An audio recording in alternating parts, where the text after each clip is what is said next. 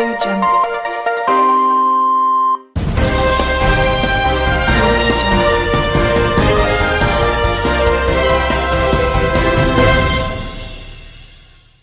पाकिस्तान में 1 मई 1972 को ये दिन सरकारी सतह पर मनाने का ऐलान किया। यूं दीगर ममालिक की तरह हर साल 1 मई को यौम मजदूर के तौर पर मनाया जाने लगा। हर साल इस दिन निजी और सरकारी इदारे मुख्तलिफ रैलियां और सेमिनार मुनक्किद करती हैं, जिसमें शिकागो में अपने हकूक की खातिर अपनी जानों का नजराना पेश करने वाले मेहनत कशों को खराज अकीदत पेश करते हैं, जिसमें मजदूरों के हकूक की बात तो की जाती है मगर अमल इसके बरक्स किया जाता है। का मजदूर आज भी अपने आलमी दिन से बेखबर अपने बच्चों का पेट पालने के लिए सख्त गर्मी में मजदूरी कर रहा है।